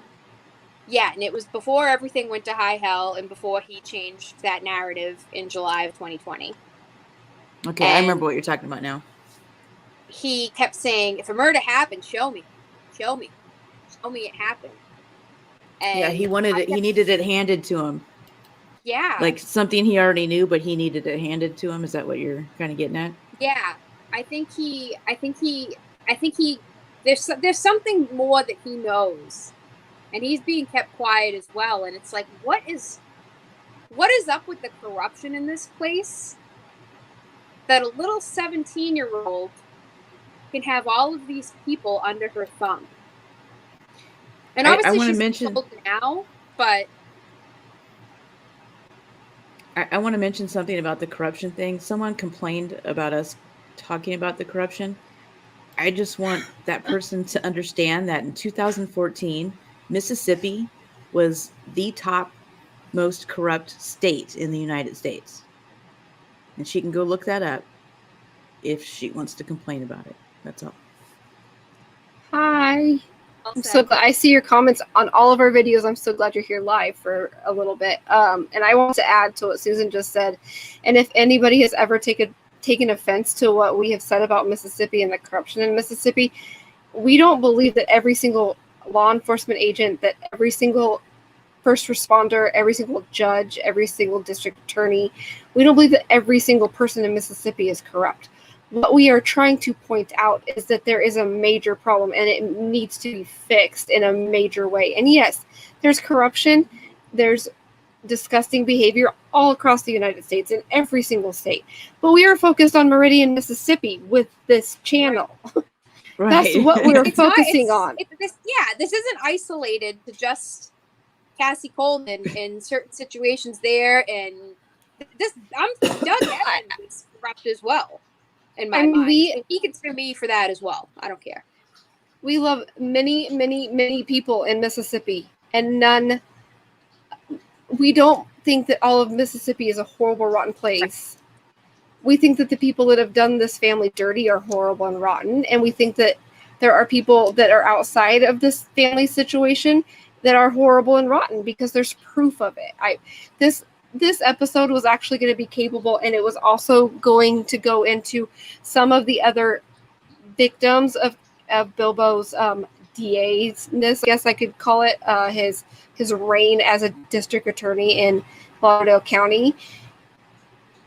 However, I decided to hold off because as I was digging, I found more and more families that were affected by having one of their loved ones killed in a terrible situation, and those suspects and offenders being sentenced and then suspended sentences. So I want to reach out to those families. I want them to come on here if I can get them to, so they can tell us exactly how they feel and how it has made them feel over the last however long. That's what we're trying to do here, is prove it. That by no means do we think that everybody in Meridian and in Mississippi is terrible. We love all of our Mississippi people. Right. We love you guys so much. We want justice for Christian, and we want Meridian, and we want Mississippi to get their shit together. Get it together. Because it's appalling. Because it is appalling, and not only that, but this Christian could have been anybody's brother, anybody's son, anybody's grandson, like this. That's what really resonates with me. I think at the end of the day, everyone can say that they are fans of true crime, but this particular case is so much more than that to me. The Andreacchios mean a lot to me. That the entire family mean a lot to me, and I know they mean a lot to all of you. And and this person took offense to what we said. And believe that it's every single person in Meridian that's out to get the Andreacchios or out to get so and so. There are people in the community that are out there to put out terrible insults against them, and it's egregious and it's horrible. And on the other hand, the community that support them. Right. I mean, Christian has a law on his name now. So clearly we don't think the whole town or the whole city or the whole state is awful. And this person pointed out that there's no possible way that we could think that everybody in Mississippi was so bad, including medical examiners and coroners. But yes, we can think that those two are bad because they don't even have their documentation right. There's horrible misspellings in the documentation. In the reports, there's things that contradict one another. Time of death is not right on several documents. The cause of death is wrong on documents. There's errors all over the place. Police, their detectives, their narratives, right? It was a hot mess. And it strips away their credibility. And I don't think that people realize that. When you make those types of errors on legal documents, things that can be brought into the courtroom to support a case, that wipes out your credibility. Not only for the victim, but for the suspects as well. You've got somebody's hand in your life on both ends. And you have to do better. And Tracy Wise says it best, Mississippi citizens deserve better. Exactly. Do better, Mississippi. Do better. Your citizens deserve it, because not only are these victims' families, horribly, horribly mistreated, the victim is mistreated, but so are the suspects, because you're going to have, it's going to be 10 years, 20 years from now, and you're going to have the, innocence projects coming in by the hundreds in Mississippi, because there's going to be people that are wrongly convicted because they couldn't do their work right. Well, nobody goes to jail, though. They all get off anyways. They don't go to jail, so I guess I'm wrong there. But what makes me worried is that the people who are so against the theory that Christian was murdered, that makes me so concerned about the pool of jurors out there. But, I think it's a very small amount of people that believe it was self-harm. I mean, very small. I think the mass majority believe it was murder. They're small, but they're smart. Small, but they're slimy. So there was a murder. I'm sure a lot of you guys know who this is. Let me go back. Hang on a second. There was a murder. A guy from North Carolina was murdered in Meridian. In Meridian? By 4 people. Thomas Eugene Tedeschi was robbed and murdered in 2011. 4 people were charged in the murder. Marquise Gordon was charged with armed robbery and capital murder. LaToya Tubbs was charged with accessory after the fact capital murder. Lamonte Marsh was charged with armed robbery and accessory after the fact. And there was another person that I didn't get the name of. I'm still in the middle of my research, but the only person that was charged and actually saw a prison sentence that didn't have a suspended sentence was Lamonte Marsh. One person. One. And so then if you go to, so I pulled up his name on Facebook, and his family, Thomas Tedeschi's family was like, let me pull this up really quick.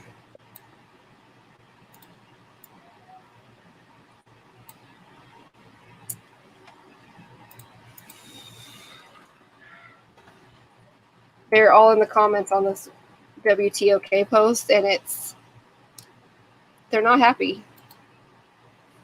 I wouldn't be either. He was robbed, and he was left for dead, and he laid there for 12 hours.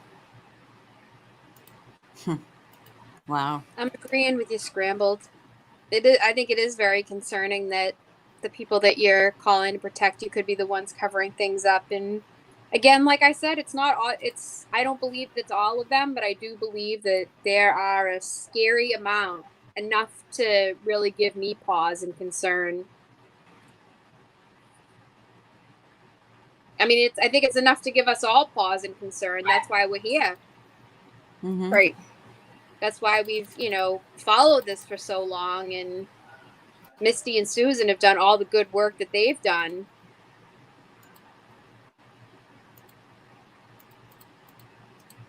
There's lots of people that have done good work. You're one of them. Thank you. I think you guys have done a lot of tremendous work on this to shed light on things that really needed to be discussed and talked about. And every week, I think this is so important. I was so upset I wasn't able to join last week, but I think the discussions every week, this is going to keep this conversation alive, because it needs to keep going. There needs to be resolution to this, and it's not over. It's not gonna be over. Right. So, you're not going to believe this, but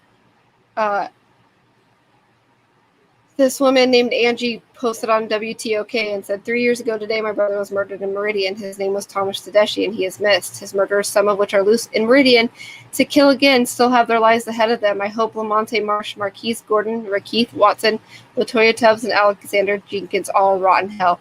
You're not going to believe who commented on it. Latoya Tubbs. What'd she say? True enough, that was a senseless act on your brother. I don't wish or approve of anyone getting killed, but 4 out of 5 of us are innocent. We're guilty for bad association, not murder. If anything, you should try to find out the truth before wishing bad on someone, because your brother could have chose a better path than what he did. Everyone is accountable for their own life, so God is the only one who has the power over me, and you have a blessed day, because I'm not even mad at you for being mad. Hope you find peace because you already got closure. She was found guilty. And she's on this post. Response. That's bold. And to say what you said, that's disgusting. She victim shamed. Immensely disrespectful. Your brother could have made better choices. Wow. And there's so much more of this. And I need a couple weeks where I can just sit and just keep, because I have an active dialogue going on in my Google Docs where I'm just pulling them all, and then I'm going back and like dig deeper into each one. And I was going to do it this week, and then I told Susan and them that I was like, I can't do it this week. I want to try to get his family and get them to come on, because it needs to be pointed out. It needs to be brought to light. It needs to be more than just that sounds terrible. I was going to say it needs to be more than just Christian, but until more people start seeing it for what it is, and how a person can go on a website just the same they do anything that has to do with Christian. You know, we see Pam and Tammy and all of them attack the Andreacchios. The actual suspect, i.e. Dylan, goes on to this WTOK. I mean, she was arrested. She was charged and got a suspended sentence, and she goes on there and runs her mouth, and it's okay. It's just left up. It's disgusting. That's just shocking to me that anybody could do something like that and then have the audacity to write that kind of a comment. Well, guess what, man? You could have made better choices yourself, and you chose not to. You chose to wind up in that courtroom. So, can you guys, the ones that are commenting, more people, can you guys message those to me, please, please, please, and I will dig as much as I can. Yeah, I'm almost 6. I know, police chief. That's another appalling situation.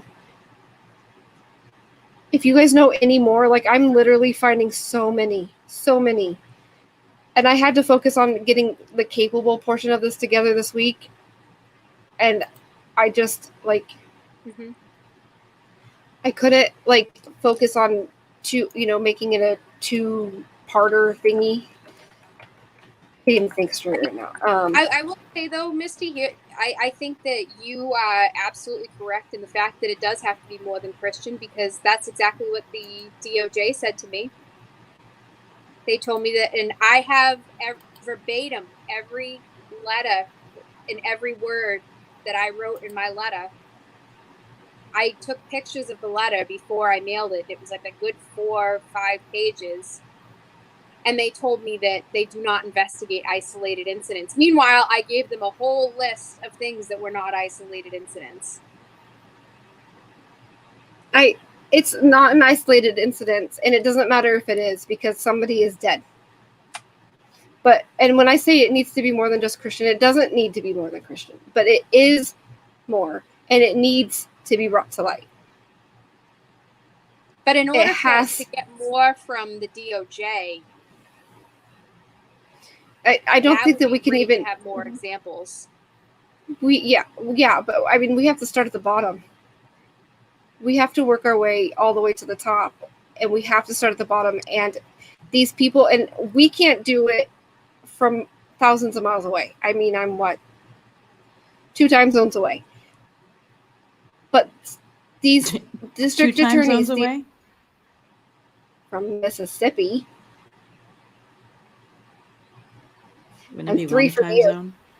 2. Wait, well, 2 hours. Is that? It's 2. Is each Mountain hour considered? Mountain is in between us and Central. Oh yeah, okay. We always never have the talk time about zone Mountain. debates. Yeah, well, that's because we only know a couple people in Mountain Time. Where was I going? Anyways, I was mad. That's where I was. I was mad. Hi, Kira. We just got to do something. Yeah, and Stacey, you bet I will be in that front row when there is a trial. I even said to somebody like today, a huge Airbnb that we can better believe. at. I said to somebody today that I hope a certain someone is at dinner somewhere nearby and I happen to run into him because I'll slide right into that booth next to him. And eat some French fries off their plate. So what's up? How you doing? How you doing? How's life? Yeah. Want to say anything now? You have my papers? That would be my line. I'm here. Yeah, I'm here. I don't have a cool accent, so I don't get to say anything. I'm all in on an Airbnb. I will most certainly go in on that myself. Yep. I could just see all of us just like sliding into the booth. What you having? Yeah. How you doing? How's the steak tonight? No, I get it, Julie. I get it, but like our focus is here. Yeah. I know that it's everywhere. I mean, my state sucks. My state sucks. I think I post all over the place. I actually was naive enough to not realize how common it was before culpable. And then once I started to dig deeper, that's when I started to see like, wow, this is like all over the place. This is just insanely, and I'm probably overusing this word tonight, so if I am, I mean, this might be a fun drinking game, but egregious across the board. I just love egregious anyway, so keep saying every it. Time I say egregious, but it truly egregious across the board. There's so many states. There's just, I mean, I already knew that about certain parts of California, but to think that about Mississippi and then to see what happened with Christian's investigation, I had never actually seen something like that before in my life. And I live, pretty close to a very large city in this, and obviously we know what city that is. You can hear my voice. It's not, it's not like the big secret, but I had never seen anything that just, I can't even come up with a word for it. That's how horrified I was. I was like, they did a 40-minute investigation on this young man's death, and that's it? They didn't even investigate. There was no investigation. Yeah. The 40 minutes, there was no interrogation. There was no throw it nothing. away. And I think it's horrible when you're deceased and your uncle has to beg somebody to get a cell phone off of the girlfriend. You have to beg the detective to do that? Like, what is wrong with that department? Yeah. That's bananas to me. That he would, and then they would, I remember how shocked that Chris was that they even allowed him to just walk onto the crime scene. He was like, oh, well, I don't want to disturb anything. They're like, no, we're done here. We're good. And he was like, what?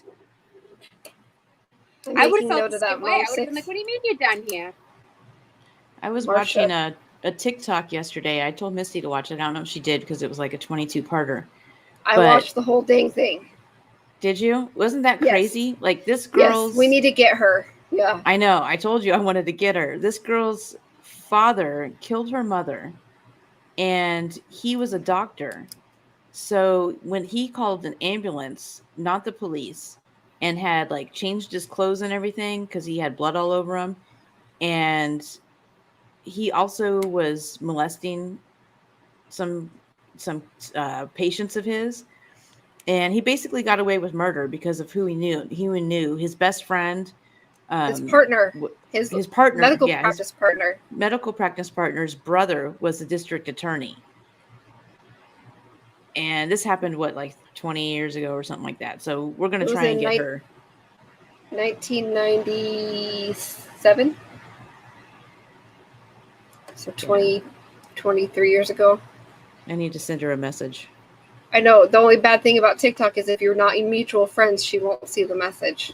Maybe comment in her comments. And tell her, hey, message me. Masha Pace. That name sounds so familiar. So I had a point. Also, I was going to say the big city that you live next to, Denny, is at Billings, Montana. Yeah, it's Billings, Montana. I can tell by that accent. Montana, yep. Born and raised. The girl's name is Stacy. Let me go grab. Do you have it, Susan? Look. I think it's Brooke something. Brookie. Susan sent it to me yesterday, and I'm like, listen here, Mother Humper, that's 22 stories long. And she's like, I know, just watch it. It was worth it. Yeah, I really want to check that out. That's insane. It's B Nicole, B as in boy, and then Nicole 324. Brooke on TikTok. Somebody write that in the chat so that I can remember. Yeah. Do you got it, Susan? Part one. I want to check that out after this. That's you this time. I'm gonna send it to myself and then I'll post it.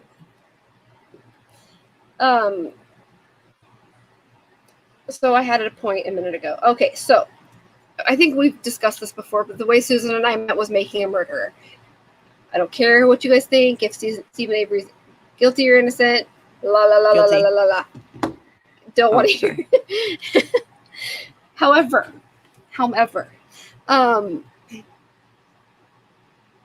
Marsha's family is in JFC. Okay, I'll see if I can find them. When I first watched that documentary, Making a Murderer, I was like, holy crap, blah, blah, blah, blah, blah. All these police are disgusting. And da, da, da, da, da, da, da, right? Like, I jumped on the train. The same train that thousands of people, hundreds of thousands of people jumped on. And then the case file got released on that one. And I dug in. And then I told Susan, bro. And she was like, nah. And I'm like, no, look. And she was like, So we very quickly jumped from innocent to guilty. Don't want to hear it. Don't want to hear it. What do you know that I don't know? Lots. We'll talk later. Yeah. Yeah. So I was like, wow. I completely was going to go against all of this law enforcement, I was just going to believe the worst of these people because a documentary made me feel that way, right? And then I did my own digging. Then Culpable comes out, 3 years later? And here I am going down the Culpable path, and I'm like, oh my gosh, this is terrible. And then the case file's released, and I'm like, and the very first thing, because of Unjustifiable, the very first thing in the case file that I see is the text messages, right? So I've got my mind going like this, and then I'm thinking, wait, I can't do this again. This is making murder all over again. So then I start going, okay, I need more info. Give me more info. And then I see the text messages, and I go, right? I'm like, nope, I'm done. He killed himself, in the story. See you later. And then Susan was like, nope, come back. There's more. And I was like, okay, show me. And so that's when I found out what convinced me, and what will never change my mind, is Matt's and Jet's stories, right, about gun night. So Matt says she didn't shoot, and Jet says she did. There's no reason to lie. If gun night happens, if it was a suicide, there's no reason to lie. When you have two conflicting stories like that, that's the biggest red flag that you can have in any sort of case ever. So I of course, jumped back on. I was off briefly, like maybe 24 hours. And I was like, I'm all in. But then I was like, wait, am I doing it again though? Like, am I seeing tunnel vision with all these police and these DAs and these city council members and da da da? But I'm not. Like, it's really there. So then I started to like go back and be like, well, maybe Stephen Avery's innocent, but I know he's not. I know he's not. I know. No, So he's not. my point is that corruption happens everywhere, and you can have corruption, and you can have horrible things happen in cases without it being some major conspiracy, right? Like, it didn't have to be Bilbo Mitchell sitting on top of his throne saying, "Come to me, my people, and let's say that this was a suicide." It didn't have to be like that. All he had to do was say, let's wrap this up. It was a suicide. And then that one person that he said that to says to everybody else, nothing to see here. Time to go home. Time to go home. Time to go home. I'm not saying that that's what happened. Don't come for me. Sue me if you must. But what I'm saying is it doesn't have to be this well thought out, well planned, well timed conspiracy for one thing to take place to make all of the cookies crumble. Maybe I'm wrong. I don't know. Maybe I just went off for no reason. No, because I will say to you that I laid everything out across my dining room table many, many nights after seeing that case file and being like, just going through everything and being like, questioning myself. Because I like to be objective and I like to look at things from, okay, I need to make a decision based upon what I have in front of me. And when I made the decision that this was not a suicide, I knew in my heart that it was the right choice because of what I had in front of me, everything I had laid out in front of me. I said, you know what? There's a lot of things that are not in here that should be. There are a lot of things that are in here that, yes, I can see how someone would think that. But there's also a lot of stuff that's left out of these text messages that you could take a good look at those text messages in the case file, but there's a lot of stuff left out that people don't seem to take that into consideration. And they want to say that all we did was listen to a one-sided podcast. I think I just proved that that's not the truth. I did way more than that. I've talked to citizens. I've talked to people who are actually people have reached out to me to tell me things that knocked my socks off. And I was like, you just knocked me out of my chair. I would never have believed that this was possible. And I said, why don't you go to Dennis or Jacob or somebody at Culpable? And they're like, no, because Culpable is, I can't go to them. I can't tell them this. And I was just like, well, I'm not going to go on my show and say this because you're not going to come on and accompany me.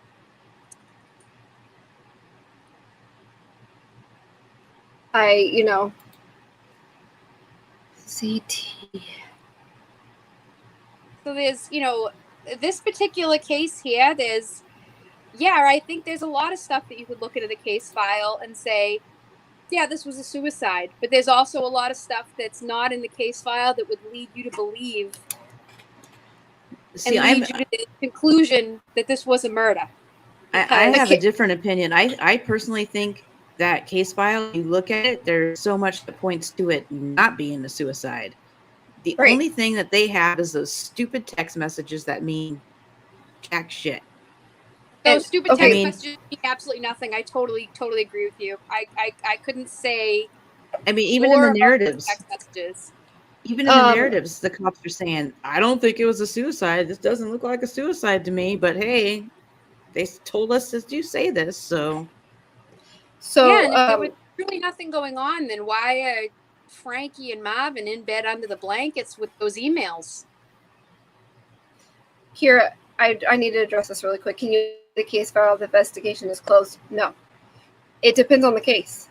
I think West Virginia or Virginia, one of those states just made it so that every case file is open.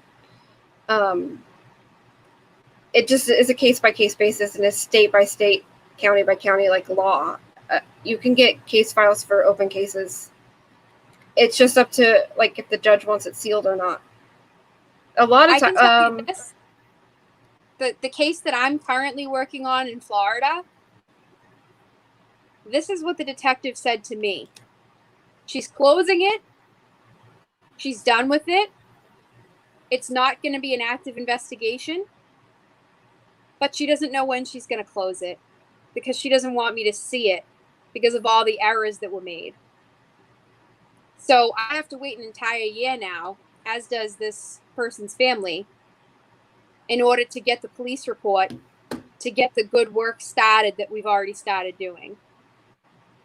So we are dying to get our hands on this police report, and we can't get to it. There's been cases that. Sorry, this is Calvin's death, Susan. Yeah, that's what I figured. There's been cases that the case is active, like open, and we've gotten documents, we've seen documents, and then sometimes later the judge will come in and say no more, I'm not letting any more out. Freedom of Information Act makes it so that you can get things. It doesn't have to be closed to get it in every case. I know in Florida, there was something that when I submitted my FOIA, they said, well, you're going to have to talk to these people. We can't help you. And then I went to these people and they gave me, it was just basically giving me the runaround to like a whole bunch of people. Mm-hmm. So it's crazy to me that they can actually, I don't know if this is everywhere, but in Florida, they have a year to close that file. So I just get to sit here for a year and wait for them to close it. I have other stuff that proves other things in the meantime, but it's insane to me that they have that power to just hang on to it, even though it's closed, even though you're done with it. You're just hanging on to it just for shits and giggles, and that's not funny to me. It's because they know that they're wrong in their conclusion. And maybe if they wait a year, you'll cool down and not, not want to, I know, but not want to get, investigated it. Oh, I'm like a dog with a bone when it comes to these cases, so they'll have to wait a long time to get rid of me. Mm-hmm. Yeah, I'm not going anywhere. Oh, anybody else want to come up? We're at 2 hours. I made it.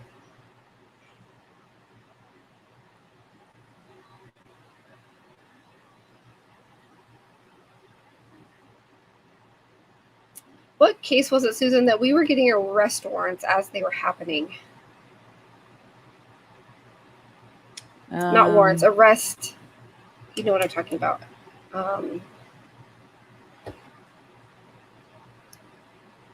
Was it Mariah?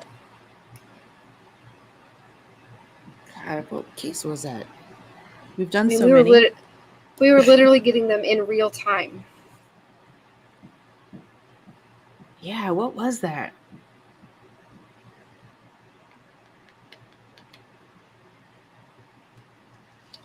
I feel like I think it was that one. Mariah. Yeah. It wasn't Crystal McDowell. No.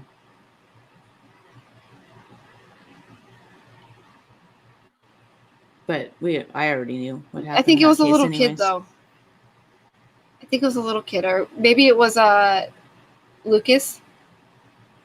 Oh, Lucas is the one where... That was the one where the stepmother committed suicide. She killed herself, right? And right. It might have been that one because she had the heat on her big time. That was bad. That was really a horrible, horrible case. I still hate that case. Like, I don't even I do too. Made me sick to my stomach. Oh, that was horrible. And then the people that got involved in that case, like, if you could have seen the trolls. Oh, yeah. So gross. So gross. We had so many problems. That our Lucas group was humongous, like 20,000 people, 30,000 people. And it was bad. It was so bad. I get high just thinking it was, along with Molly Tibbetts, those two groups. Oh yeah. Like, we had to leave our Molly Tibbetts group. Me and Susan and Jamie did, because we were going to lose our accounts. That's how bad it is. Yeah. That's how bad it is, and it's still that bad.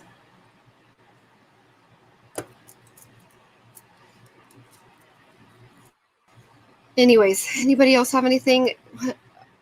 Please, if you have other cases for me to research this week, I'm going to try to do next week. I don't have anything lined out for next week because we kind of can't say anything. I'm sorry, guys. I'm sorry. I don't like being a carrot dangler. I don't. I really promise that I don't. Were you all able to get any info on the tweet that was posted today? Hang on just 1 second. Oh, the documentary. Yeah.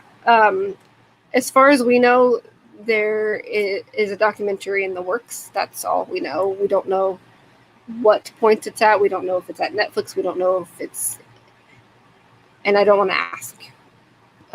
It's not my business. If Ray puts something out there, that's... we'll know when we know, and we'll tell you all when we know. I promise it's not something that we know and we're not keeping from you.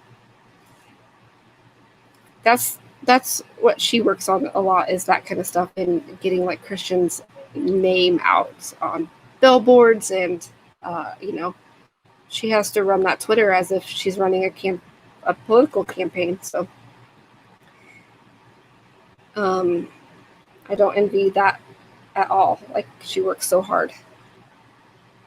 The stress that she must be under from having to relive that every single day. Every single day she has to wake up. Like you were saying, I mean, if you want to round this out right now, the amount of strength that takes. She's amazing. And I she never cusses. I can't even put words like what an incredible human being she is. She never cusses, and today I was like, "Mother trucker," because I didn't want to offend her. I know, she never cusses, and she actually makes me cuss less because she never cusses. I'm like, oh shit, I can't cuss in here. I cuss I don't know so how much. she does it. My mouth is so bad, and I cuss a lot too. And night, Sleuthy by proxy. Have a good night. Thank you. I feel a few more, but I think I'm okay. We all know I cuss. Yeah. I say it just runs in my family. Everybody. It's the Northeast. It's the Northeast. What do you want me to do? I can't. My son's first word was shit, and I'm not kidding. He used it appropriately. He fell. He was holding onto the coffee table, and he fell onto his butt, and he said shit. And I was like, all right, we're doing this. That is. But my daughter didn't even. That's a great. My daughter story. didn't even say a swear word until she was in 5th grade, and it was like a mild one. Like, we had a 5th grade, not 5th grade. She was 5. It was her kindergarten surprise birthday party. She comes running down the hall because she didn't know that all of her friends were showing up, and she stops at the end of the hall and she looks and she goes, "What the hell?" And then she starts bawling, "I'm sorry," and turns around and goes back to her room. And I'm like, your brother's first word was shit. I'm pretty sure you're okay. But now my kid cusses a lot, but he knows when to do it and when not to. And he never cusses at me. So I'm good with that. We cuss a lot in this house. And it doesn't matter. They say that the more you cuss, the more intelligent you are. So fuck off. Yeah, that's right. I fucking agree with it. Right. Couldn't fucking agree more. Good thing we're not monetized, because we would have lost a lot of money. Right? Oh, well. Sorry if we offended anybody. Yeah, my Have apologies. a good night, everybody. And don't forget to send me information, thanks for having please. me on. Yeah, you're welcome. Anytime you want. So is anybody else. Yeah, come on anytime. You guys are always marvelous. Appreciate ya. Appreciate We all of you in the did. chat. Yes, we do appreciate. Thanks, Julie. That's Julie. great. Yeah. See you eggplants later. Bye. Bye.